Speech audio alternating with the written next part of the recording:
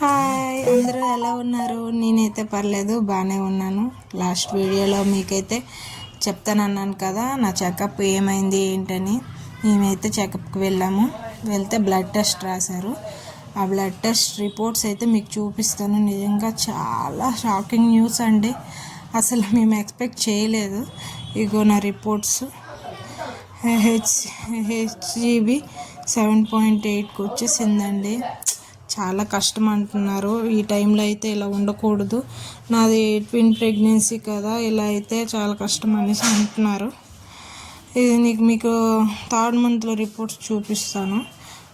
అప్పుడు నాకు 11.2 ఉండే బ్లడ్, సడన్గా 2 మంత్స్లో చేంజ్ అయిపోయింది. కానీ ఇంత తక్కువగా ఉంటే చాలా కష్టం అనేసి అంటున్నారు. నెక్స్ట్ మంత్ ఇంప్రూవ్మెంట్ ఏం లేకపోతే సుక్రోజ్ పెడతామంటున్నారు.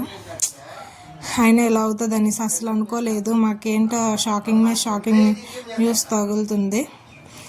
ఇలాగే ఈడీడీ డేట్ అయితే నాకు సెప్టెంబర్ 28 ఇచ్చారు. అలాగే టిఫా స్కాన్ కూడా చేయమన్నారు. ఈ 1st టిఫా స్కాన్ చేయమన్నారు. బాయ్.